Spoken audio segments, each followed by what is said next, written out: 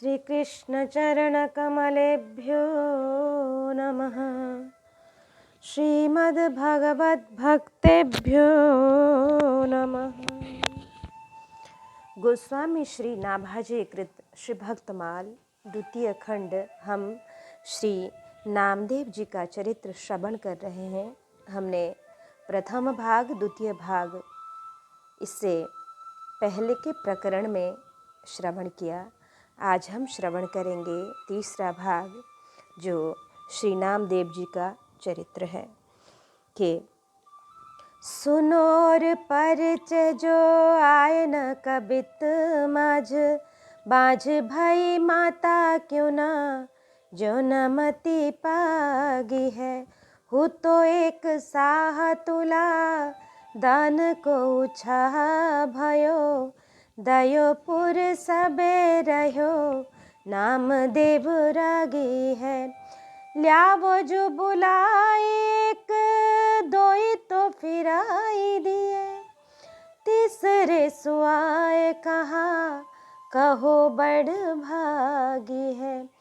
कीजिए जो कछु अंगीकार मेरो भलो होय, भयो भलो तेरो दीजे जो प्यास लागी है। श्री नामदेव जी की प्रेम भक्ति का परिचय देने वाले अन्य चरित्र जो मूल छपाए में नहीं आए, उन्हें सुनिए। कि इन भक्त चरित्रों को सुनकर जिसकी बुद्धि भक्त भगवान में नहीं पगी, उसकी माता बंध्या क्यों न हुई, अर्थात उसका जन्म व्यर्थ है। पंढरपुर में एक बहुत बड़ा धनी सेठ रहता था। उसके यहाँ तुलादान का उत्सव हुआ। उसने अपने को सोने से तौलकर नगर के सभी ब्राह्मण साधु लोगों को सोना दिया। सेठ ने लोगों से पूछा, कोई रह तो नहीं गया? तब लोगों ने कहा, श्री नामदेव जी भगवान के बड़े प्रेमी संत हैं, वे रह गए हैं। सेठ ने कहा, उन्हें बुलाकर लाओ। सेठ के नौकर मुनिम बुलाने गए। दान ब्राह्मणों को दो, हमें कुछ भी नहीं चाहिए, यह कहकर श्री नामदेव जी ने पहली और फिर दूसरी बार लोगों को वापस लौटा दिया। जाने से मना कर दिया, पर तीसरी बार अति आग्रह देखकर आप सेठ के घर पर आए और सेठ से बोले, तुम बड़े भाग्यशाली हो, कहो हमसे क्या कहते हो। सेठ जी ने कहा, आप मेरे द्वारा दिए गए कुछ धन को स्वीकार कीजिए, जिससे मेरा कल्याण हो। श्री नामदेव जी ने कहा, तुम्हारा कल्याण तो हो गया, अब मुझे कुछ देने की आपकी प्रबल इच्छा है तो दीजिए। व्याख्या की बाझ भई माता क्यों ना, भगवत भागवत भक्त पुत्र को जन्म देने से ही जननी का जननित्व सफल होता है। पुत्रवती जुबती जग सोई, रघुबर भक्त जास सुत होई। न तरु बाझ भली बादी बियानी, राम विमुख सुत ते हित जानी। जननी जने ते भक्त जन, के दाता के सूर। नाही तो तू बाझ रह, क्यों खोवे निज नूर। बड़े विरक्त अनुरक्त रूप माधुरी में, चातुरी विविध विधि भक्त अनुरागी हैं। सब ही के दातारू ज्ञाता सब वेदन के, तिया सब जगत की माता सम लागी है। संतन को संग ना प्रसंग अलवेली आली, सिंचते हैं डार जर काटत अभागी है। माता क्यों ना तोए गई, राती क्यों ना खोए गई। रोए गई बुद्धि साधु, जस सोना पागी है। एक अनुरागी संत की सेवा करने से 100 वैष्णवों की सेवा का फल प्राप्त होता है। एक बार श्रीमद् बल्लभाचार्य जी से एक भक्त ने कहा कि मेरा विचार है 100 ब्राह्मणों को भोजन कराने का। श्री आचार्य जी ने कहा, एक वैष्णव को भोजन करा दो, 100 ब्राह्मण भोजन का पुण्य हो जाएगा। भक्त ने कहा, यदि 100 ब्राह्मणों को भोजन कराऊं तो? श्री आचार्य प्रभु ने कहा, एक अनुरागी संत को पवा दो। वह पुण्य तुम्हें एक अनुरागी संत को पवाने से प्राप्त हो जाएगा।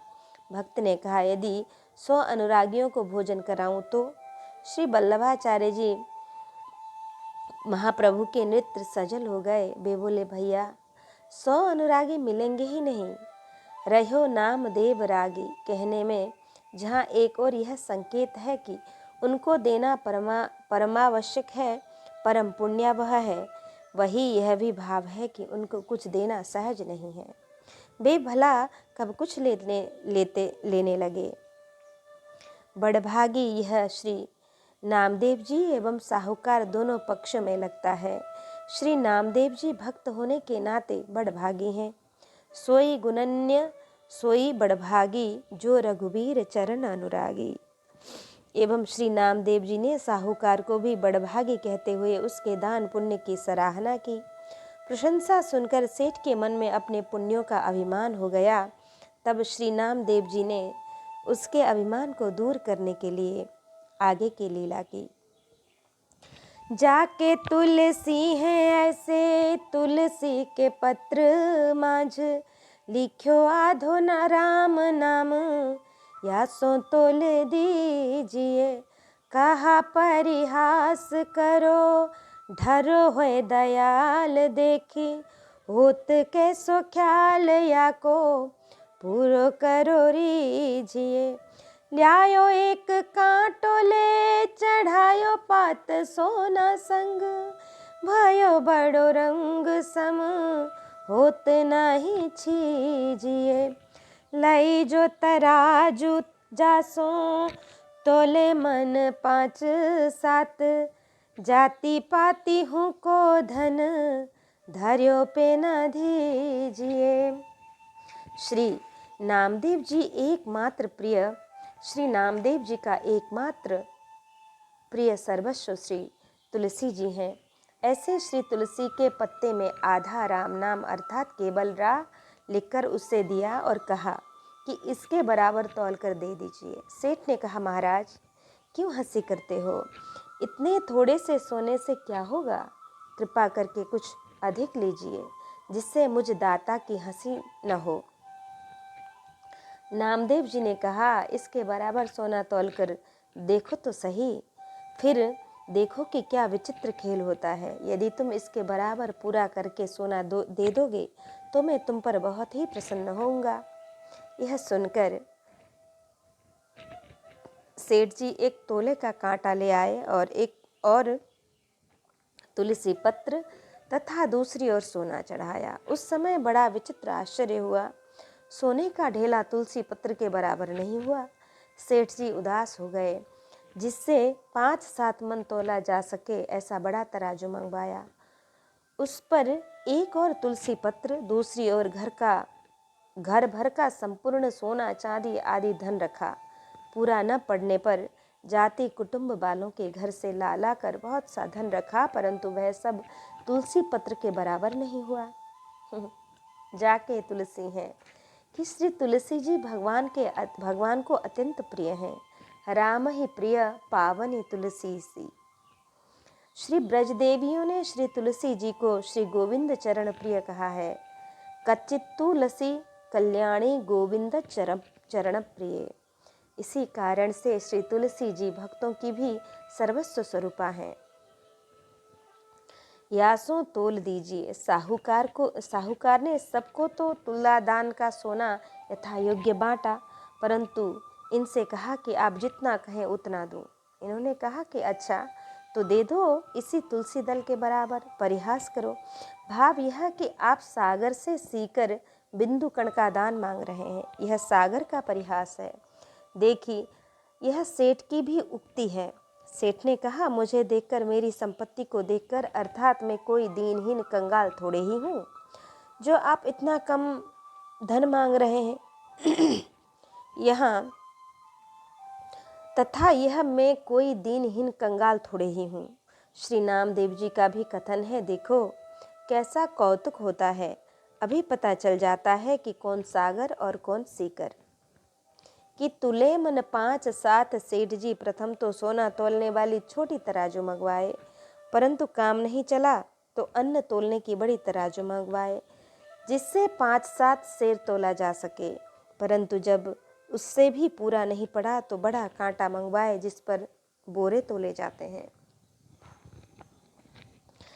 पर्यो सोच भारी दुख, पावे नर नारी नाम, देवजू बिचारी एक और काम कीजिए।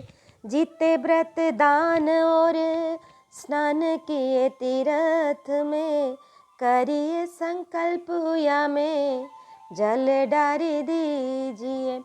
करे उपाय पात पला भूमि गाड़े पाय, रहे बेसी खिसाय कहो इतनो ही लीजिए। लेके कहा करे सर बरहु न करे भक्ति, भाव सोले भरे हिय मति अति भीजिए। श्री राम नाम लिखित तुलसी पत्र के महत्व को देखकर घर के सभी स्त्री पुरुषों के समेत सेठ जी को बड़ा शोक तथा दुख हुआ। श्री नामदेव जी ने विचारा कि अभी इन्हें तुलसी पत्र एवं राम नाम की महिमा का पूरा अनुभव नहीं है, इसलिए भी बोले, आप सब दुख न माने, एक काम और करें कि शायद इससे पूरा पड़ जाए। वह यह है कि आप लोगों ने जितने व्रत दान और तीर्थ स्नान आदि पुण्य कर्म किए हों, उनका संकल्प करके जल डाल दीजिए। लोगों के मन में आया, हाँ अवश्य ही इस पुण्य से तुलसी पत्र अधिक न होगा। सभी लोगों ने पुण्यों का स्मरण कर करके संकल्प पढ़कर जल डाला, पर इस उपाय को करने से भी काम नहीं चला। जिधर तुलसी पत्र रखा था वह पलड़ा अपने पैर भूमि में गाड़ रहा था। यह देखकर सभी लोग लज्जित हो गए और प्रार्थना करने लगे कि इतना ही ले लीजिए। श्री नामदेव जी ने कहा, हम सब तुच्छ धन को लेकर क्या करें? हम इस तुच्छ धन को लेकर क्या करें? हमारे पास तो राम नाम धन है, यह धन उसकी बराबरी नहीं कर सकता है। इस धन से कल्याण होना संभव नहीं है। नाम की और तुलसी की महिमा देखकर आज से इस धन को तुच्छ समझो और राम नाम रूपी धन से प्रेम करो, गले में तुलसी धारण करो, राम नाम जपो। यह कहकर श्री नामदेव जी ने सबके हृदय में भक्ति भाव का प्रेम भर दिया। सबकी बुद्धि प्रेम रस में भीग गई कि आपने यह विचार किया कि सेठ जी के धन संपत्ति को तो तौल हो गई, धन संपत्ति की तो तौल हो गई, वह सब मिलकर भी आधे नाम के भी बराबर नहीं हुई। अब इनके धर्म को भी तोल लेना चाहिए, जिसका इनको बड़ा अभिमान है। पात पला भूमि गाड़े पाव, इस पर कि श्री अंगद जी का दृष्टांत, अति कोप स्वरूप है पाऊ सभा, सब लंक ससंकी शोर मचा, तम के घन नाद से वीर प्रचार के, आरि निशाचर सैन्य पचा, न टरे पग में रहते गरु भो, सो मनो मही संग बिरंचि रचा, तुलसी सब सूर सराहत है, जग में बलशाली है बाली बचा। श्री एक नारद जी का दृष्टांत कि श्री नारद सत्यभामा का एक दृष्टांत है। स्वर्ण मणि रत्न कर्म धर्म की तो बात ही क्या, स्वयं भगवान भी नाम की बराबरी नहीं कर सकते। इस पर एक श्री नारद जी का एक दृष्टांत कि एक बार देवर्षि नारद जी इंद्रलोक से पारिजात का पुष्प लाकर द्वारकाधीश भगवान श्री कृष्ण को भेंट किए। श्री कृष्ण ने वह पुष्प महारानी श्री रुक्मणी जी को दे दिया। इसके बाद श्री नारद जी सत्यभामा जी के महल में गए। कुशल प्रश्नोपरांत श्री नारद जी ने कहा, मैं स्वर्ग से पारिजात का पुष्प लाया था, इस विचारधारा से कि यह पुष्प मैं श्री कृष्ण को अर्पण करूंगा, समर्पण करूंगा और श्री कृष्ण इसे अपनी परम प्रिय सत्यभामा जी को देंगे। परंतु मेरे देखते देखते श्री कृष्ण ने वह पुष्प श्री रुक्मणी जी को दे दिया। मालूम पड़ता है उनका अधिक प्रेम तुम्हारी अपेक्षा रुक्मणी पर ही है। यह सुनकर सत्यभामा जी मान कर गईं। जब श्री कृष्ण को यह पता चला तो वह समझ गए कि यह सब करतूती श्री नारद जी की है। फिर मान मनाने में परम प्रवीण श्री कृष्ण जी ने सत्यभामा को यह आश्वासन देकर मान छुड़ाया कि श्री रुक्मणी जी को तो मैंने एक पारिजात पुष्प ही दिया है, आपको मैं पारिजात का वृक्ष ही ला दूंगा। कुछ साल बाद जब भौमासुर का अत्याचार बढ़ा तो देवेंद्र ने श्री कृष्ण से सहायता मांगी। श्री कृष्ण जब भौमासुर से संग्राम करने गए तो संग में श्री सत्यभामा जी को ले गए। इनको संग ले जाने का कारण यह था कि भौमासुर पृथ्वी का पुत्र था। पृथ्वी ने भगवान से यह वरदान मांगा था कि जब मैं कहूँ तब इसे मारना। श्री सत्यभामा जी भूदेवी का अवतार है, अतः इनके कह देने से भी वरदान की रक्षा हो जाएगी, इसलिए इनको साथ ले गए। युद्ध में इन्हें अपने पीछे कर लिए थे। जब भौमासुर ने श्री कृष्ण पर विविध अस्त्रों शस्त्रों की वर्षा की तो 2-4 सत्यभामा जी को भी लगे। तब उन्होंने घबरा कर कहा कि प्रभु जल्दी इस दुष्ट को मार डालिए। बस प्रभु ने उसे तुरंत मार डाला। इसके बाद इंद्रलोक को गए। देवताओं के सहित इंद्र ने भगवान की बड़ी पूजा स्तुति की। वहाँ से चलते समय भगवान ने इंद्र से पारिजात के लिए कहा तो इंद्र ने कहा मैं जरा सची देवी इंद्राणी से पूछ लूं। उनसे पूछने पर इंद्राणी ने साफ कर दिया और कि एक तो वह मृत्युलोक की वस्तु नहीं है, दूसरे उसके न रहने से मैं अपना फूल से श्रृंगार कैसे करूंगी। यह है देवताओं का शुद्ध स्वार्थ। कैसे अविवेक की बात है। इंद्राणी की समझ में द्वारकापुरी भगवान का धाम मृत्युलोक है और भगवान श्री कृष्ण मर्त्य धर्मा प्राणी और स्वयं दिव्य लोक निवासी देवता हैं।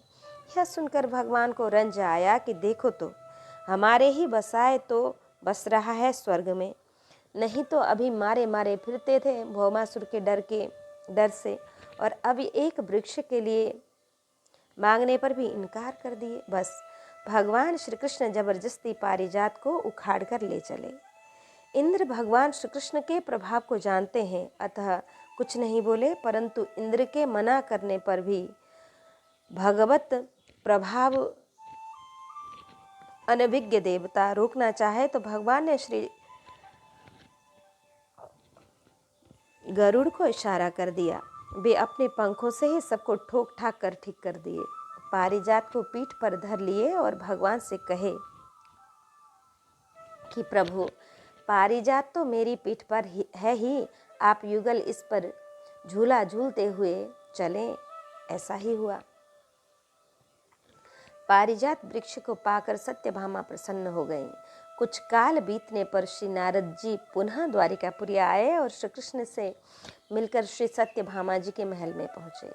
कुशल प्रश्नोपरांत श्री नारद जी ने कहा, पारिजात प्राप्ति की अभिलाषा तो आपकी पूर्ण हुई, अब कहिए आपको क्या चाहिए। श्री सत्यभामा जी ने कहा, देवर्षे अब तो आप कृपा कर कोई ऐसा उपाय बताइए जिससे जन्म जन्म में हमें श्री कृष्ण ही पति रूप में मिले।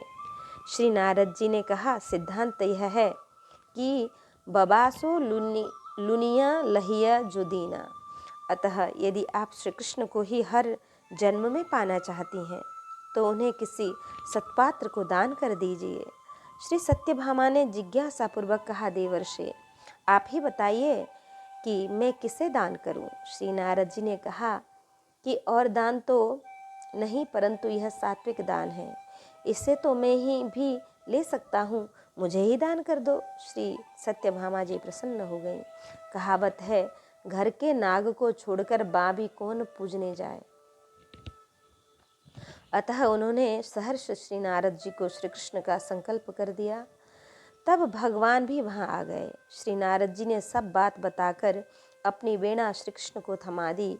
आगे आगे श्री नारद जी और पीछे पीछे वीणा लिए श्री कृष्ण दोनों महल से चल दिए। श्री सत्यभामा जी ने पहले तो इसे विनोद ही समझा, परंतु जब देखा कि प्रभु तो पीछे देख भी नहीं रहे हैं, चले ही जा रहे हैं, तब श्री सत्यभामा को अपनी भूल पर बड़ा पश्चाताप हुआ कि मैंने यह क्या कर दिया। भला प्यारे के बिना हम सब कैसे जी सकेंगी। श्री सत्यभामा जी ने दौड़कर श्री कृष्ण के पीताम्बर का छोर पकड़ लिया और बोले,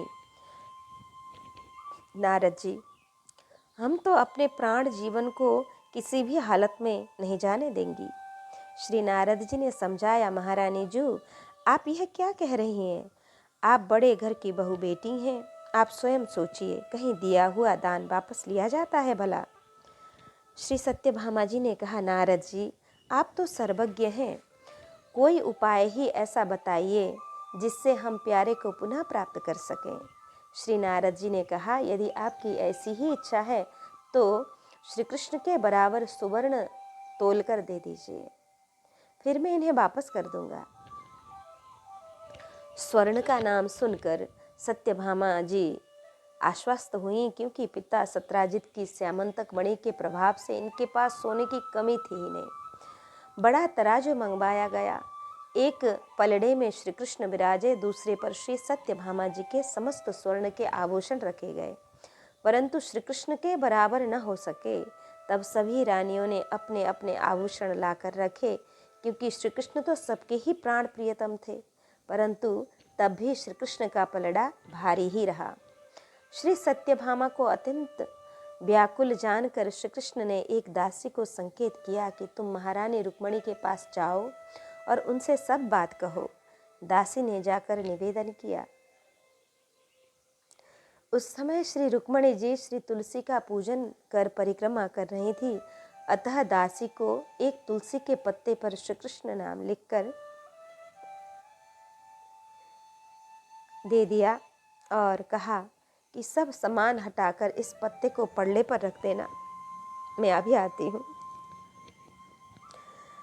आश्चर्य, महान आश्चर्य! श्री कृष्ण नामांकित तुलसी दल के रखते ही श्री कृष्ण का पलड़ा ऊंचा उठ गया, अर्थात हल्का हो गया, और नाम का पलड़ा भारी पड़ गया।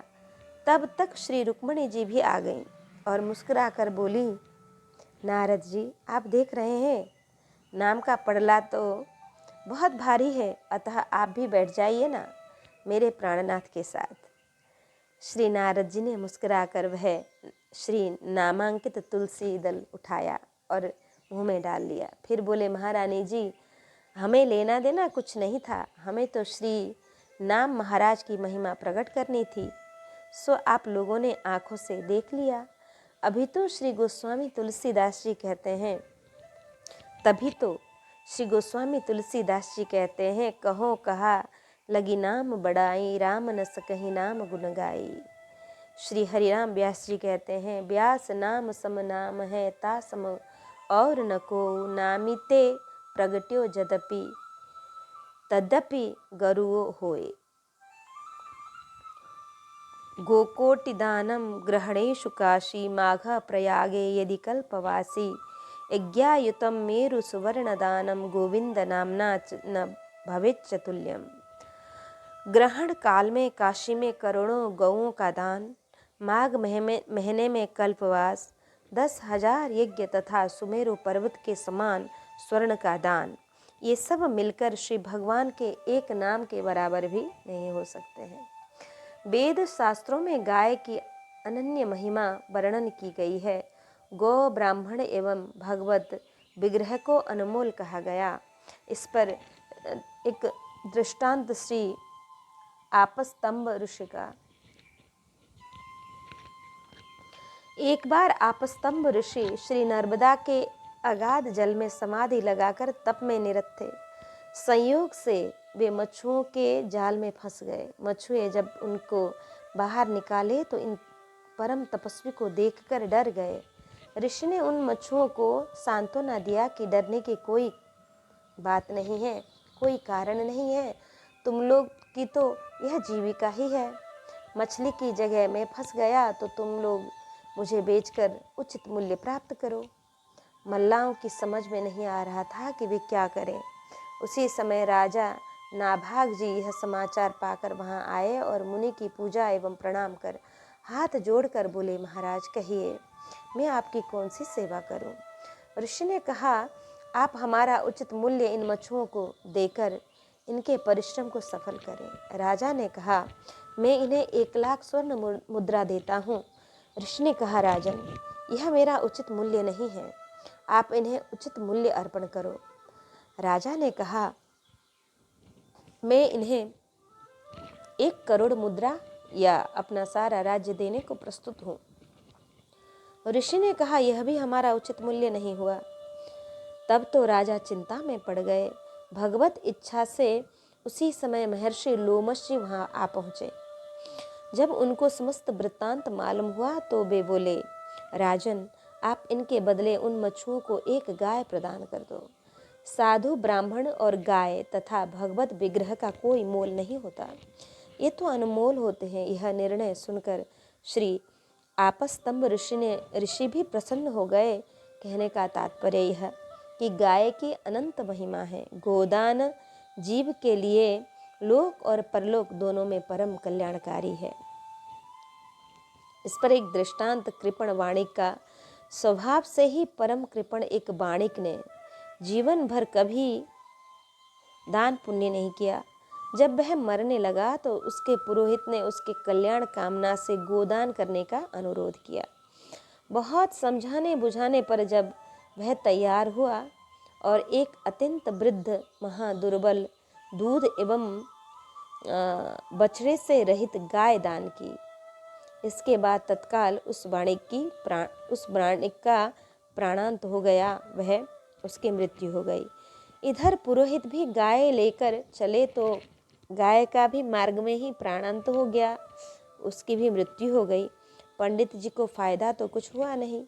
4 टका गांठ से देकर गाय की अंतिम क्रिया की। उस वणिक को यमदूत श्री धर्मराज के पास ले गए। श्री धर्मराज ने श्री चित्रगुप्त जी से उस वणिक के पाप पुण्य का निर्णय पूछा। उन्होंने कहा कि इसने जन्म भर तो पाप ही किया है। मरते समय एक महामरियल गौ का दान किया है। श्री धर्मराज जी ने उस वणिक से कहा, तुम पहले पाप का फल भोगोगे अथवा पुण्य का। वाणिक ने विचार किया कि कहा, महाराज, पाप तो कई जन्म भोगने होंगे, अतः मैं पहले पुण्य ही भोग करना चाहता हूँ। तब श्री धर्मराज जी ने उसकी दान दी हुई गाय उसके सामने खड़ी कर दी और बोले, 2 घड़ी तक गाय तेरी है, इससे तू जो कहेगा वह देगी। चतुर वणिक ने गाय से कहा कि तुम मुझे 2 घड़ी में ही बैकुंठ पहुंचा दो। श्री धर्मराज जी ने कहा कि यह महापापी सहज ही बैकुंठ पहुंच जाना चाहता है, अतः वे गाय को रोकने के लिए आगे बढ़े। तब उस वणिक ने गाय से कहा कि धर्मराज को मारकर भगा दो, समीप मत आने दो। गाय ने ऐसा ही किया। धर्मराज भगे भगे ब्रह्मलोक में गए और श्री ब्रह्मा जी से यह बात कहे तो ब्रह्मा जी ने भी गाय को रोकना चाहा, परंतु वणिक के इशारे पर उन्हें भी भगाकर लोकांतर को पार करती हुई बैकुंठ द्वार पर पहुंचा कर बोली कि अब 2 घड़ी हो गए, मैं जाता हूँ। वणिक ने कहा कि मेरा भी कार्य सिद्ध हो गया, अब तुम खुशी से चले जाओ। वणिक ने भगवान नारायण को प्रणाम कर वैकुंठ में प्रवेश किया। भगवत पार्षदों ने इसे महापापी विचार कर वैकुंठ में प्रवेश करने से रोका। तब यह गरज कर भगवान नारायण को सुनाते हुए बोला, तुम लोग वैकुंठ में रहकर ही वैकुंठ के नियम नहीं जानते हो। भला पापी कभी यहाँ तक आ सकता है?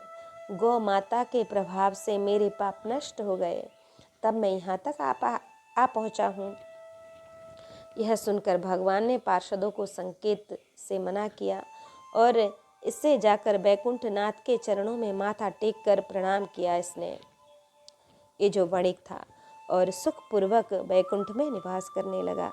कहने का तात्पर्य यह कि गाय की अनंत महिमा है, परंतु महामहिमामयी करोड़ों गायों का दान भी भगवान नाम की बराबरी नहीं कर सकता। दुर्वादास जी ने बड़ा ही सुंदर लिखा है। मेरु सम हेम दान, रतन अनेक दान, गज दान, भूमि दान, अन्न दान करहीं। मोतिन के तुला दान, मकर प्रयाग धान, ग्रहण में काशी दान, चित्त माझ धरहीं। शय्या दान, कन्या दान, कोटि कोटि गौ दान, इति करि पाप को नेकु नहीं रहा रही। कृष्ण को हरि को नाम एक बार लेत ध्रुव, पापी तीन लोक हूँ के छन माझ तरही। कियो रूप ब्राह्मण को दुबरो निपट अंग भयो, यो रंग व्रत पर चेको लीजिए भाई एकादशी अन्न मागत बहुत भूखो। आजू तो न देहूँ भोर चाहूँ चितो जीजिए। कार्यो हठ भारी मिली दोता को शोर भयो, शोर पर्यो समझावे नाम देव या को कहा खीजिए। बीते जाम चारी मरी रहे यूं पसारी पाऊं, भाव पे न जाने दई हत्या नहीं छीनिए। एक बार भगवान के मन में यह उमंग उठी कि श्री नामदेव जी एकादशी का व्रत निष्ठा का परिचय लिया जाए। यह विचार कर उन्होंने एक अत्यंत दुर्बल ब्राह्मण का रूप धारण किया। एकादशी व्रत के दिन श्री नामदेव जी के पास पहुंचकर बड़ी दीनता करके अन्न मांगने लगे कि मैं बहुत भूखा हूँ, कई दिन से भोजन प्राप्त नहीं हुआ है, कुछ अन्न दो। श्री नामदेव जी ने कहा, आज तो एकादशी है, अतः अन्न न दूंगा। प्रातः काल जितनी इच्छा हो उतना अन्न ले लीजिए। दोनों ही अपनी अपनी बात पर बड़ा भारी हट कर बैठे। इस बात का शोर चारों ओर फैल गया। लोग इकट्ठे हो गए, श्री नामदेव जी को समझाने लगे कि इस भूखे ब्राह्मण पर क्रोध क्या करें, तुम ही मान जाओ, इससे कुछ अन्न दे दो। श्री नामदेव जी नहीं माने। दिन के चौथे प्रहर के बीतने पर उस भूखे ब्राह्मण देव ने इस प्रकार पैर फैला दिए कि मानो मर गए। गांव के लोग श्री नामदेव जी के भाव को नहीं जानते थे, अतः उन लोगों ने नामदेव जी के सिर ब्रह्महत्या लगा दी और उनका समाज से बहिष्कार कर दिया। पर नामदेव जी बिल्कुल चिंतित नहीं हुए, निश्चिंत थे। अन्न मांगत वृद्ध ब्राह्मण रूपधारी भगवान गांव के लोगों से पूछते फिरते कि अरे भाई, यहाँ कोई नामा भगत है? सुनता हूँ वह भूखे दुखे साधु ब्राह्मण की खूब सेवा करते हैं। लोगों ने श्री नामदेव जी का घर बता दिया। ये पहुंचकर रट लगाने लगे कि मैं बहुत भूखा हूँ, मुझे कुछ अन्न की भिक्षा मिलनी चाहिए। श्री नामदेव जी ने कहा, आज तो हम व्रत हैं, आइए आप भी फलाहार कर लीजिए। ब्राह्मण देवता ने कहा कि आज व्रत है तो तुम फलाहार करो ना, चाहे निराहार करो, हमें तो कुछ अन्न की भिक्षा दो। श्री नामदेव जी ने हाथ जोड़कर कहा, महाराज दूध पी लीजिए। ब्राह्मण वादी करता है, गरिष्ठ होता है। नामदेव तो दही पी लीजिए। ब्राह्मण बोलते हैं वादी करता है, वो गरिष्ठ होता है। तो नामदेव जी ने कहा, फिर दही पी लीजिए। ब्राह्मण बोले, अरे यह तो खांसी जुकाम करता है। नामदेव बोले, तो आज अन्न तो मिलेगा नहीं। एकादशी के दिन अन्न देना और लेना दोनों पाप है। यह सुनकर ब्राह्मण देवता बिगड़े कि मैं तुम्हारे उपदेश सुनने थोड़े ही आया हूँ, मुझे तो जैसे हो तैसे 2 मुट्ठी अन्न दो। नामदेव ने कहा, तो आज मैं अन्न नहीं दे सकता हूँ। ब्राह्मण बोले, तो मैं भी आज तुम्हारे यहाँ से अन्न की भिक्षा लेकर ही जाऊँगा। इस प्रकार दोनों ही अपनी अपनी बात पर डट गए। धीरे धीरे गांव एकत्र हो गया। लोग ब्राह्मण देवता को समझाने लगे कि जब ये नहीं दे रहे हैं तो चलिए हमारे यहाँ से मनचाहे जितने अन्न की भिक्षा ले लीजिए, छोड़िए इनको। देख ली इनकी साधु ब्राह्मण निष्ठा, अतिथि अभ्यागत सेवा केवल ढोंग भर है।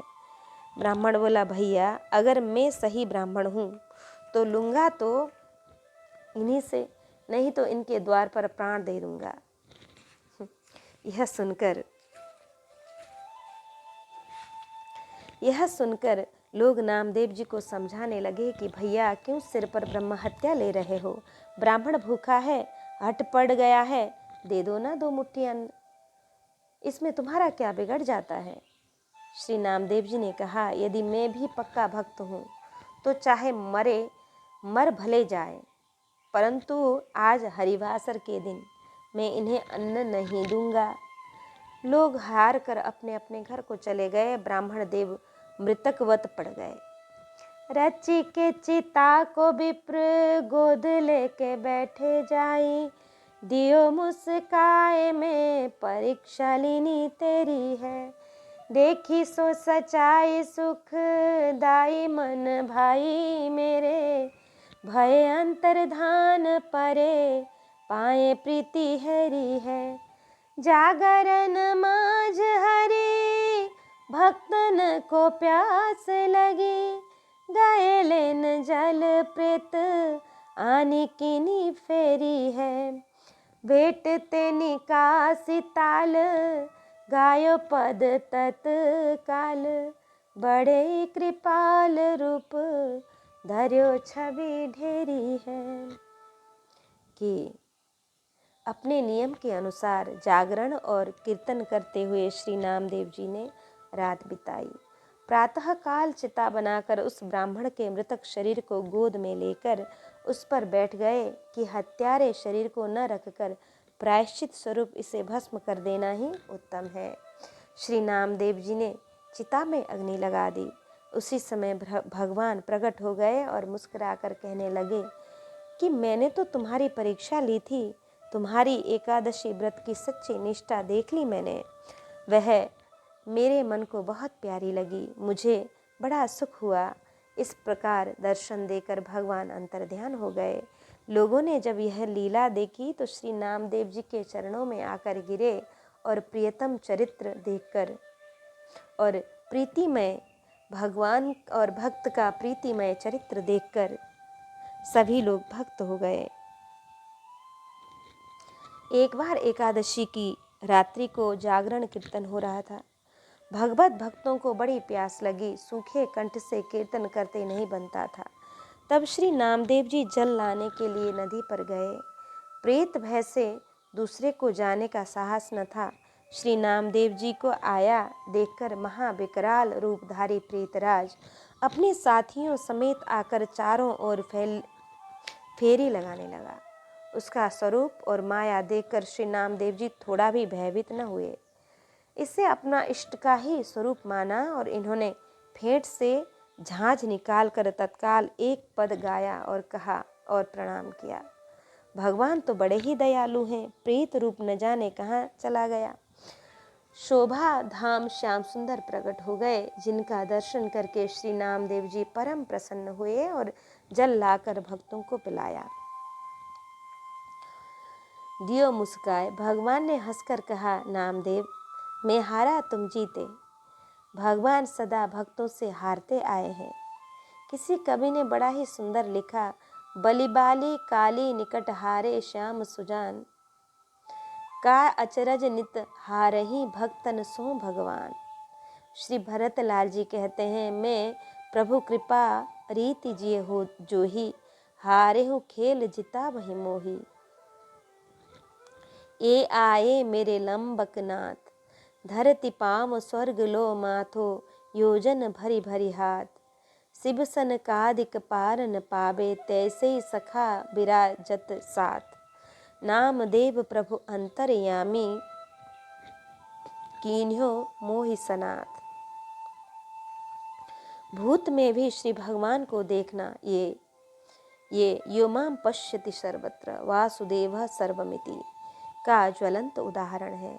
इनकी भावना पर रीझ कर भक्त वत्सल भगवान तुरंत प्रकट होकर दर्शन दिए और पूछे, नामदेव भूतों में भी तुम मुझको देखते हो? श्री नामदेव जी ने कहा, प्रभु यदि आप नहीं होते तो दर्शन क्यों देते। ऐसे ही एक बार कहीं यात्रा में जा रहे थे। एक जगह एक ही रास्ते में से कई रास्ते निकलकर कई और गए थे। इनकी समझ में नहीं आ रहा था कि किस रास्ते से जाऊं। तब वहीं पड़े एक पत्थर के रोड़े से हाथ जोड़कर पूछे कि प्रभु मैं किस रास्ते से जाऊं। भगवान ने प्रकट होकर मार्ग बताया और पूर्ववत ही प्रश्न किया, तब इन्होंने वही उत्तर भी दिया। श्री नामदेव जी बड़े हंसमुख तथा परम निर्भय संत थे। इनकी निर्भयता प्रसिद्ध थी। अभी पूर्व प्रसंग में आपने देखा कि भूत के भय से प्यास लगने पर भी लोग स्वयं जल लेने को नहीं गए, तब श्री नामदेव जी गए। एक बार भगवान ने एकादशी की ही तरह इनकी निर्भयता की परीक्षा भी ली थी। एक बार श्री नामदेव जी मंदिर के पिछवाड़े बैठकर भजन कर रहे थे। उसी समय कुछ नीच जाति के बालकों ने इनके समीप ही बड़ा शोरगुल मचाया। इनके मना करने पर भी नहीं माने तो ये सोचे कि बालकों के मुंह कौन लगे। ये वहां से उठकर नदी किनारे चले गए। अब वहीं एकांत में ये नित्य भजन करने लगे। ठीक भी है, नदी किनारे गिरी शिखर बाग इकसों देश, भगवत जन बिलब में तहाँ बाढ़े भजन अभिषेक। परंतु वहाँ भी इन्होंने देखा कि एक दिन एक ब्याध परिवार कुत्ता, भैंस, बकरी आदि को संग लेकर आया और वहीं डेरा डाल दिया। अब वह नित्य प्रति वहीं जाल बिछाता, पक्षियों को पकड़ता, कुत्तों द्वारा शिकार करता। यह सब देखकर ये पुनः बड़े असमंजस में पड़ गए। ब्याध के आचरण को देखकर इनको बड़ी घृणा होती। इन्होंने उनको समझाने का प्रयत्न किया कि तुम लोग मनुष्य शरीर पाकर इतना नीच कर्म क्यों करते हो? तुम्हें नरक का भय नहीं है? परंतु वह ब्याध तो इनके समझाने पर समझना तो दूर रहा, उल्टे बड़ा नाराज हुआ और इन्हें मारने को लपका। ब्याधिनी ने ललकारा कि मारो इसको, मुझे मनुष्य का मांस खाने की इच्छा है। इसके शरीर का मांस खाऊंगी, हमारी जीविका में यह खलल डालता है। ये डर गए और चिल्ला पड़े, हे भगवान रक्षा करो। इनको भय से कंपित देखकर ब्याध ब्याधिनी शांत हो गए। ये भगवान का नाम लेते हुए प्राण बचाकर वहाँ से भागे। सोचे कि आज प्रभु कृपा से ही प्राण बच पाया है, नहीं तो ये दुष्ट मार ही डालते। अब चलूं दयामय भगवान का दर्शन करके तब घर चलूं। जब मंदिर में दर्शन करने गए तो देखे श्री पंढरीनाथ जी मुस्कुरा रहे थे। इन्होंने पूछा, जय जय प्रभु, आज क्या बात है जो आप हंस रहे हैं? श्री ठाकुर जी ने कहा, नामदेव जी, मैंने तुमको डरा दिया ना? श्री नामदेव जी बोले, तो प्रभु क्या ब्याध ब्याधिनी के रूप में आप ही थे? भगवान हंस दिए। श्री नामदेव जी ने कहा, प्रभु मैं कहाँ तक धैर्य धारण करूं? आप बाना ही ऐसा बना लेते हैं, लीला ही ऐसी करते हैं कि डरना ही पड़ता है। दूसरी बात यह है कि डरा भी तो आपसे ही ना, आपसे तो डरता ही हूँ, तभी तो संसार से निर्भय हूँ। तुलसीदास रघुबीर बाहुबल सदा, अभय काहू न डरे। श्री नामदेव जी ने पूछा, प्रभु आपने ऐसी लीला क्यों की? तब भगवान ने कहा कि मैंने इसलिए ऐसा किया कि तुम भले बुरे ऊंच नीच समझ में सब में मुझी को देखो। एक बार श्री नामदेव जी बैठे भजन कर रहे थे। एक मुगल ने इन्हें गोबर में पकड़कर इनके सिर पर मोट रख दी और स्वयं घोड़े पर चढ़कर चला। कुछ दूर जाने पर इन्हें श्री कबीरदास जी मिले और पूछे, यह क्या? तब श्री नामदेव जी ने यह पद गाया, राम तजी और जानू होना, भगति करत बैठे पकड़े कौन। खूब प्रभु की तस्वीर खूब है सुगल, अयोध्या नगर में यही है मुगल। कालो घोरा जरद पलान, ताज कुलह सोहे रहमान, कहत नाम देव सुनो कबीर, चरण गहो यही रघुबीर। श्री कबीरदास जी ने देखा तो सचमुच श्री राम जी ही थे। श्री नामदेव जी ने श्री ज्ञानदेव जी से वैष्णव दीक्षा ली थी, परंतु चूंकि श्री नामदेव जी बचपन से ही सिद्ध थे, अतः श्री ज्ञानदेव जी उनको उपदेश देने में सकुचाते थे। परंतु गुरु का परम कर्तव्य है शिष्य को हितोपदेश देना, अतः श्री ज्ञानदेव जी ने एक युक्ति विचारी। एक बार संत मंडली के साथ श्री ज्ञानदेव जी दर्शन और कथा कीर्तन सत्संग के निमित्त गोरा कुम्हार नामक परम भागवत के यहाँ गए। संग में श्री नामदेव जी भी थे। कहावत है, संत मिलन सम सुख जग नाहि। संतों का सम्मिलन बड़ा ही सुखावह रहा। खूब सत्संग का रंग जमा। एक दिन गोरा के घर में पड़ी हुई थापी को देखकर श्री ज्ञानदेव जी की बहन मुक्ताबाई ने पूछा, गोराई चाचा, यह थापी किस काम आती है? गोरा ने कहा, मैं इससे कच्चे पक्के बर्तनों की परख करता हूँ। मुक्ता ने मुक्त हास्य पूर्वक कहा, चाचा, संतों की ओर संकेत करते हुए, देखो इन घड़ों में कितने कच्चे हैं और कितने पक्के हैं। गोरा ने थापी उठाई और सबके सिर पर ठोकना शुरू कर दिया। किसी की समझ में नहीं आ रहा था कि यह कौन सा स्वागत है, सत्संग है, और परंतु कहा किसी ने कुछ भी नहीं। जब श्री नामदेव जी का नंबर आया तो वे बिगड़ पड़े और बोले, गोराई, तुम संतों का अपराध क्यों करते हो? गोरा ने हंसकर कहा, मुक्ता, यह घड़ा कच्चा निकला। यद्यपि इनको श्री विट्ठल भगवान का साक्षात्कार हो गया है, परंतु ज्ञान में ये परिपक्व नहीं है। अपनी कच्चाई सुनकर श्री नामदेव जी मन में बड़े दुखी हुए और सब संतों के बीच में गोरा द्वारा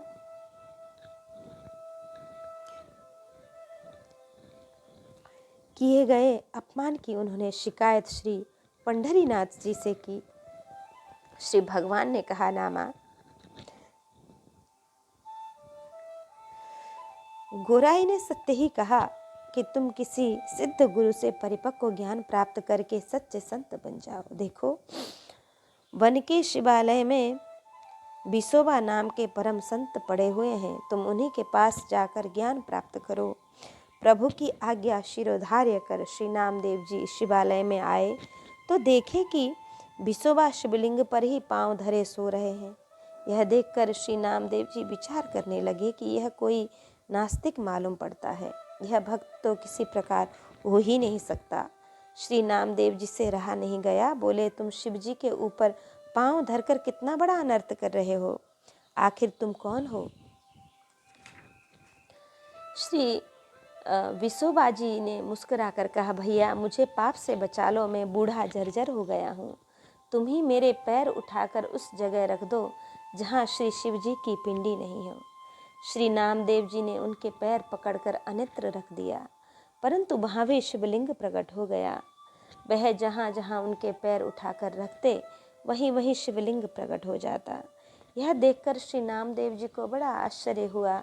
ये जान गए कि श्री प्रभु ने जिसका संकेत किया है वे श्री विसोबा जी यही हैं। अतः ये उनके चरणों में प्रणाम कर दीक्षा के लिए प्रार्थना किए।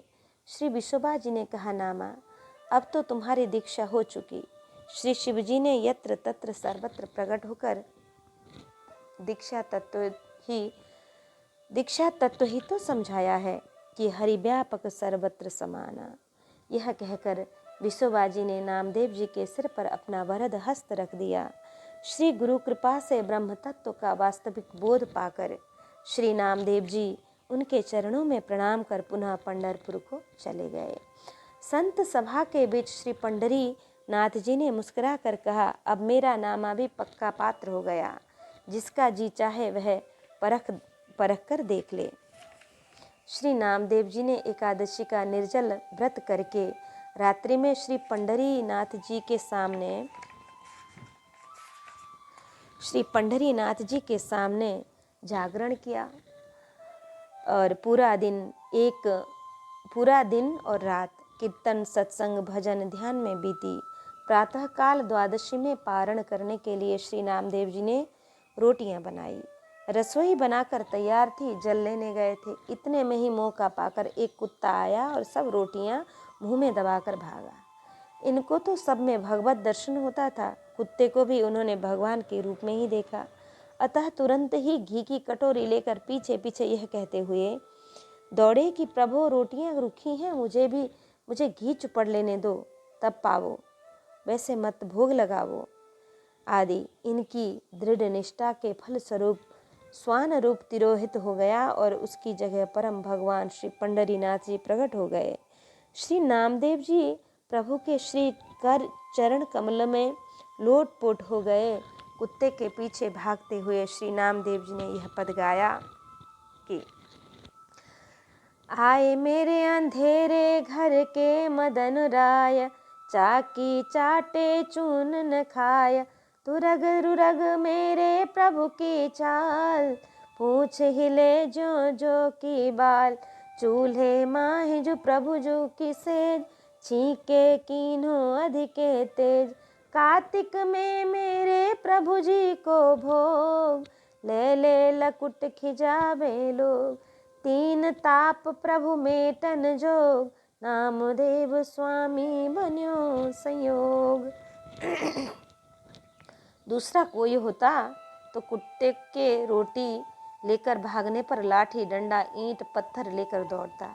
एक महात्मा की तो कथा आती है कि एक बार सुनसान देखकर उनकी रोटी कुत्ता ले भागा तो उन्हें और कुछ न मिला तो वे अपनी शालिग्राम को उठाकर ही कुत्ते को मारे।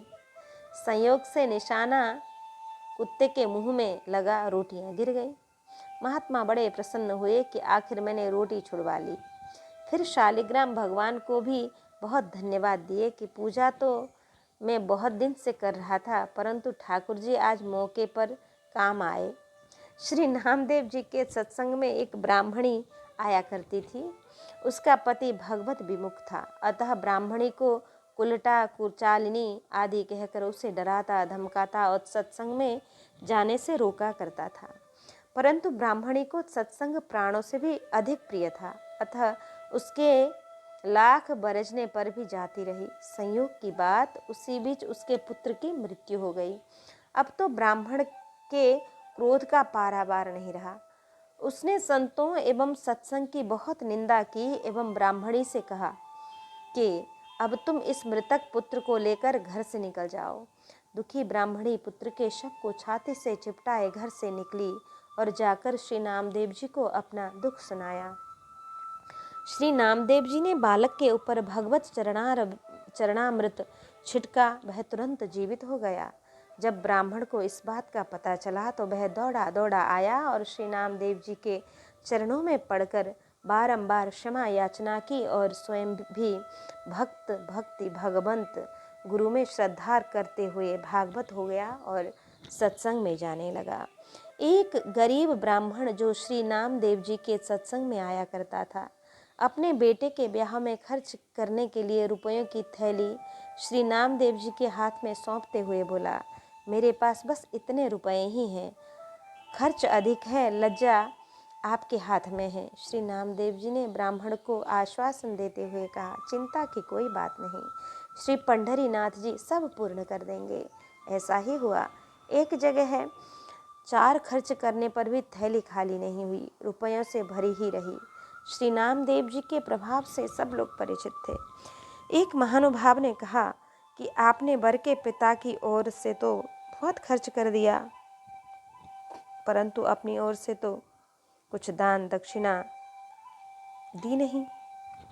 यह सुनकर नामदेव जी ने भगवान का स्मरण किया तो उस समय रुपयों और मोहरों की वर्षा हुई थी। वर्णन आया है कि वही बारात जब लौट रही थी तो एक जगह सब लोग विश्राम कर रहे थे। उसी समय कुछ यवन वहां आ गए और एक गिरगिट को देखकर उसे मारने लगे। श्री नामदेव जी ने उन्हें मना किया, परंतु वे नहीं माने। भगवत इच्छा से उस समय अनेकों विशाल गिरगिट प्रकट होकर उन यवनों को काटने लगे। तब वे त्राहि त्राहि कहते हुए श्री नामदेव जी के चरणों में पड़े, तब प्राण रक्षा हो सकी। एक बार एक जगह विशाल ब्रह्मभोज था। उसमें साधु और ब्राह्मण दोनों ही निमंत्रित थे। साधुओं में श्री नामदेव जी आदि तत्कालीन सभी संत आए थे। ब्राह्मणों ने ऐतराज किया कि हम लोग उन मुंडी बैरागियों के साथ पंक्ति नहीं करेंगे तथा हम सब लोग इनसे पहले पावेंगे। संतों ने सहर्ष ब्राह्मणों का प्रस्ताव स्वीकार कर लिया, परंतु ब्राह्मणों की ईर्ष्या यही समाप्त नहीं हुई। उनके मन में विचार आया कि हम लोग पहली पंक्ति में बैठकर सब सामान बर्बाद कर दें, जिससे कि वैरागियों के लिए कुछ रह ही न जाए। ऐसा विचार कर ब्राह्मण कुछ खाने और कुछ गिराने लगे, सामान को नष्ट करने लगे। भगवान से भक्तों का यह अपमान सहा नहीं गया। ब्राह्मणों के ऊपर पत्थरों की वर्षा होने लगी। सब लोग चिल्लम मचाते हुए जहाँ के तहाँ भागे, परंतु जहाँ ही जाते वहीं पत्थरों की बौछार पड़ती। तब सबकी आंखें खुली सबने श्री नामदेव जी के चरण को पकड़ लिए। संत कृपा से पत्थरों की वर्षा बंद हुई। पुनः पंक्ति बैठी। बचे हुए स्वल्प प्रसाद में ही सबने पूर्ण होकर पाया। दूसरे दिन ब्राह्मणों ने अपनी ओर से विशाल भंडारा किया, जिसमें वैष्णवों का प्रथम सत्कार किया। सभी लोग भगवत भक्त भागवतों में परम श्रद्धा करने लगे। एक बार एक गाड़ी बांध के बैलगाड़ी में जुते हुए दोनों बैल भार अधिक होने के कारण लड़खड़ा कर गिर पड़े और मृत्यु को प्राप्त हो गए। इससे गाड़ीबान को बड़ा दुख हुआ। वह छाती पीट पीट कर रो रहा था। संयोग से उस मार्ग से श्री नामदेव जी जा रहे थे। गाड़ीबान का दुख देखकर इनको दया आ गई और कृपा करके उसके दोनों बैलों को जीवित कर दिए। एक बार श्री नामदेव जी की माता ने किसी औषधि में प्रयोग करने के लिए पलाश की छाल मंगवाई। श्री नामदेव जी ले तो आए माँ के कहने से, परंतु उन्हें ध्यान आया कि इन वृक्षों में भी प्राण है, अतः उनकी छाल उतारने से इनको निश्चय ही महान कष्ट होता होगा। फिर तो वृक्ष का कष्ट अनुभव करने के लिए नामदेव ने एक दिन अपने पैर की त्वचा को कुल्हाड़ी से छील डाला। ओहो! तब श्री नामदेव जी की माता ने उनकी धोती को रक्त में सनी हुई देखा तो वे घबरा गईं और पूछने लगीं। नामदेव जी ने सब बात बताई। माँ का हृदय उमड़ पड़ा। वह ललक कर अपने नामा को हृदय से लगाकर बोली, बेटा तू महान साधु है। माँ का आशीर्वाद सत्य हुआ। सचमुच श्री नामदेव जी महान साधु ही हुए। श्री नामदेव जी की पत्नी और परीसा भागवत की पत्नी दोनों सहेली थीं। भगवत भजन में निरंतर तल्लीन रहने के कारण श्री नामदेव जी के घर में खाने पीने का प्रायः अभाव ही बना रहता था। एक दिन इनकी पत्नी ने अपनी सहेली से अपनी दीन दशा कही। सहेली के पास माता रुक्मणी जी की दी हुई पारसमणि थी। उसने दया कर राजाई को वह पारसमणि दे दी और बोली, इससे जितना चाहो उतना लोहे का स्पर्श करा के सोना बना लो, खूब मालो माल हो जाओ, फिर तुरंत हमारी मणि दे जाना। देखो किसी को यह भेद नहीं बताना। राजाई ने ऐसा ही किया। फिर तो वह बाजार से खूब खाने पीने की सामग्री ले आई। विविध व्यंजन बने। जब श्री नामदेव जी पाने बैठे तो चकित हो गए अनेकों सामग्रियों को देखकर। पूछने पर पत्नी ने सब हाल कह दिया।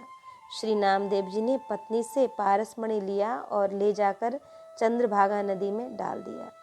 जब बहुत देर होने पर भी राजाई पारसमणि लौटकर नहीं लाई तो परीसा भागवत की पत्नी स्वयं दौड़कर इनके घर आकर मांगने लगी।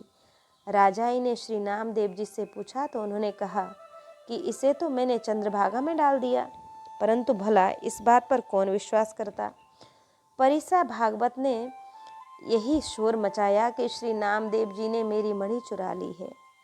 जब चारों ओर इस घटना की चर्चा होने लगी तो श्री नामदेव जी ने सबको विश्वास दिलाने के लिए सबके सामने ही चंद्रभागा नदी में से एक अंजुली कंकर पत्थर निकाला और कहा कि ये सब पारस हैं, जितना चाहो ले लो। लोगों को बड़ा आश्चर्य हुआ, परंतु जब लोहा का स्पर्श करा कर देखा तो सचमुच सब कंकर पत्थर पारसमणि ही हो रहे थे। सभी ने भक्त के चरणों में सादर प्रणाम किया। एक बार श्री नामदेव जी के घर की दीन दशा को देखकर द्रवित होकर भगवान श्री पंढरीनाथ जी ने केशव सेठ का रूप धरकर और अपने को श्री नामदेव जी का मित्र बताकर मोहरों की थैलियां घर पर दे दी।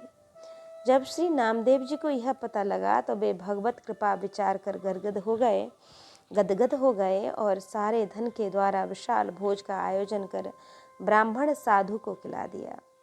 श्री नामदेव जी के पुत्र का नाम था गोपाल और पुत्री का नाम था गोपाली। श्री नामदेव जी सबको साथ लेकर कीर्तन करते।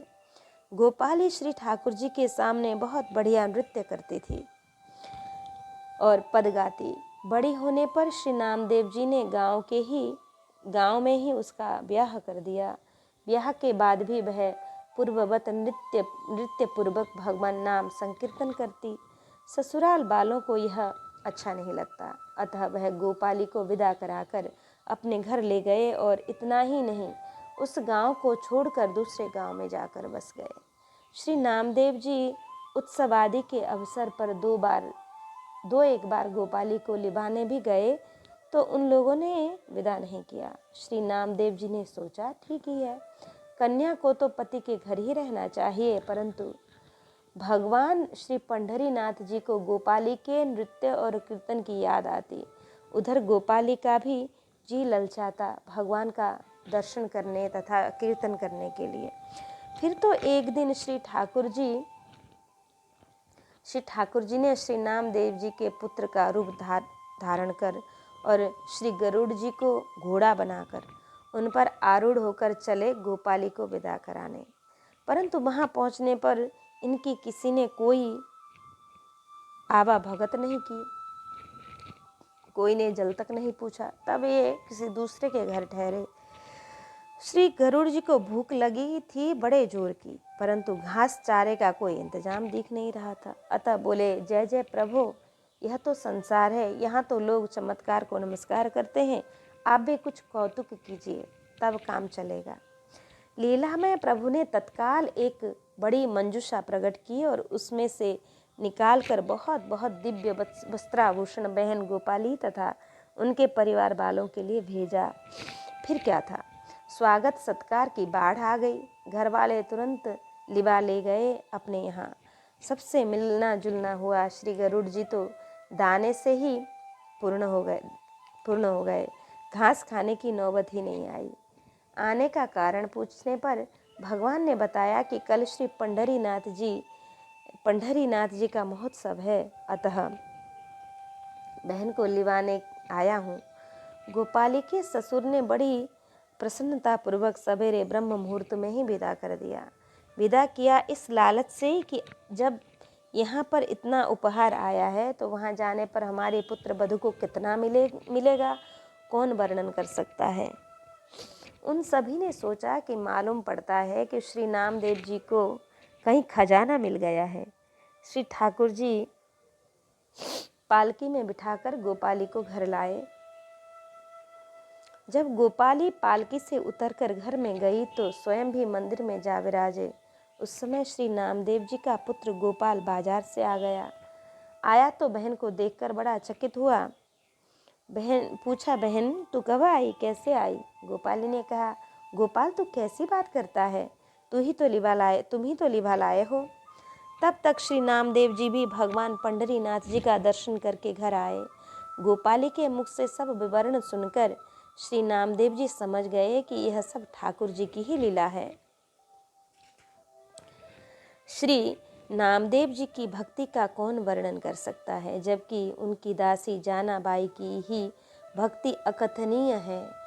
श्री नामदेव जी के सत्संग में जनाबाई के ऊपर ऐसा प्रेम रंग चढ़ा कि वह निरंतर नाम जपती हुई विभोर ही रहा करती थीं और स्वयं भगवान श्री पंढरीनाथ जी उस महाभागवती के यहाँ बैठकर चक्की चलाते थे, साथ साथ कपड़े धोते थे। श्री जनाबाई की भक्ति की प्रशंसा सुनकर परम भागवत श्री कबीरदास जी काशी से पैदल चलकर पंढरपुर गए। श्री जनाबाई का पता लगाए तो पता चला कि वह कंडे उपले लेने गई हैं। जब पता लगाते लगाते वहां पहुंचे तो श्री कबीरदास जी ने देखा कि जनाबाई एक दूसरी औरत से झगड़ रही है। झगड़ा किसी और बात की नहीं, कंडों का ही झगड़ा था। जना उस स्त्री से कहती थी कि तुमने मेरे कंडे चुराए हैं। वह कहती थी कि नहीं, ये तो मेरे ही कंडे हैं। श्री कबीरदास जी की समझ में नहीं आ रहा था कि यह कैसी भक्त है जो तुच्छ कंडों के लिए इतना बखेड़ा किए है। पुनः क्या पहचान है कि उसने उनके कंडे चुराए हैं। टोकरी में रखे हुए सभी कंडे एक से लगते थे। अंत में श्री कबीरदास जी ने पूछ ही लिया कि बाई जी, आपके कंडों की कुछ पहचान भी है? श्री जनाबाई ने कहा, पहचान क्यों नहीं है, मेरे कंडों से विट्ठल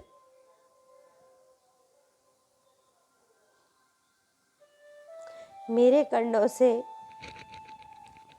विट्ठल नाम की ध्वनि निकल रही होगी। यह सुनकर श्री कबीरदास जी दंग रह गए और सचमुच जब एक कंडा कान से लगाकर सुने तो उसमें आवाज निकल रही थी, जय विट्ठल जय विट्ठल जय विट्ठल। और जो स्त्री के कंडे थे उनसे कोई ध्वनि नहीं हो रही थी, वह तो कंडे ही थे। श्री कबीरदास जी नतमस्तक हो गए जनाबाई के सामने। धन्य है जनाबाई, जिनके स्पर्श से जड़ भी चैतन्य की भांति भगवान नाम की रट लगा रहे हैं। इस प्रकार से जनाबाई से कबीर जनाबाई के बहुत से चरित्र कहे सुने जाते हैं। यह सब श्री नामदेव जी की भक्ति का प्रभाव है।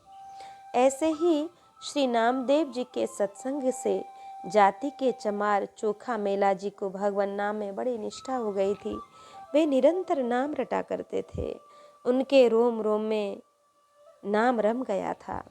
वर्णन आया है कि एक बार मकान बनाने में घर की एक दीवार के अचानक गिर जाने से चोखा मेला आदि कई मजदूर उसके नीचे दबकर मर गए। जब श्री ज्ञानदेव जी, श्री नामदेव जी आदि वैष्णवों को यह दुखद समाचार मिला तो सब लोग घटनास्थल पर पहुँचे। यथा समय मिट्टी न हटाए जाने से उनमें दबे हुए सभी शव सड़ जाने से पहचान में नहीं आ रहे थे कि इनमें कौन चोखा मिला है और कौन दूसरे हैं।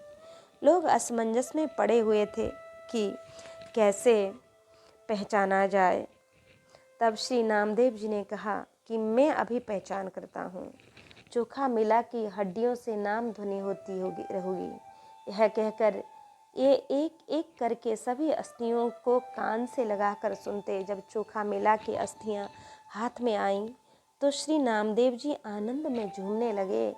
उन्होंने स्वयं तो सुना और औरों को भी सुनाया। सचमुच चोखा मिला की हड्डियाँ जय विट्ठल जय विट्ठल जय विट्ठल बोल रही थी।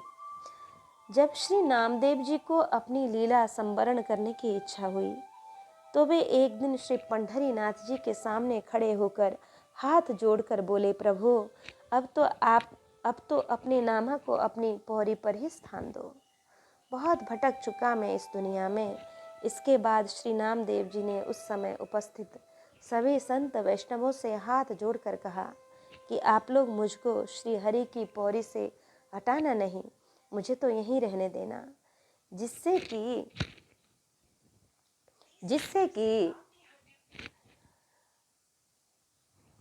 कि श्री विट्ठलनाथ भगवान के दर्शनार्थ आने वाले भक्तों की चरण रज मुझे सदा प्राप्त होती रहे। यह कहकर श्री नामदेव जी सबसे नीचे की सीढ़ी पर आकर खड़े होकर एक बार पुनः श्री पांडुरंग भगवान एवं सभी संतों को बार बार प्रणाम कर बैठ गए और श्री पांडुरंग विट्ठल कहते हुए सदा सदा के लिए श्री प्रभुपाद पद्म में पहुंच गए। भक्तों में हाहाकार मच गया। सबने बड़ा भारी क्रंदन किया। अंत में उसी सीढ़ी के नीचे श्री नामदेव जी को समाधि दी गई। उसी सीढ़ी को श्री नामदेव जी की पायरी कहा जाता है। आज भी दर्शनार्थी पहले श्री नामदेव जी की पायरी को प्रणाम कर तब बाद में उस सीढ़ी पर बिना पैर रखे श्री विट्ठल भगवान का दर्शन करने जाते हैं। श्री नामदेव जी का मन को प्रबोध। गोविंद गुण गोपाल गुना, गाय ले रे गोविंद गुना। ऐसो समय बहुरी नहीं पै हैं, फिर पछते हैं मेरे मना। जिन तुमको तन मन धन दीन्यो, नैन नासिका मुख रसना। जाको रचत मास दस लागे, ताहिन सुमरे एक छिना। बालापन हस खेल गवाए, तरुण भये तब रूप घना। वृद्ध भये पर आलस उपजे, उठ गई हाट कछु न बना। अधम तरे अधिकार भजन ते, जे जे आए हरि शरणा। ना मानो तो साखी बताऊं, अजामिल गणिका सदना। धन यौवन अंजुलि के जलजस, घटत जात पल छिनहि छिना। अस जिय जानि भजो रघुनंदन, नाम देव आयो हरि शरणा। इस प्रकार हमने श्री नामदेव जी का परम पवित्र चरित्र जो जिनके सुनने मात्र से हृदय में भक्ति उपज जाती है। ऐसे परम भागवत परम भक्त श्री नामदेव जी की महिमा हमने श्रवण करी। उनका परम पवित्र चरित्र जो जिसके सुनने से हृदय गदगद हो जाता है।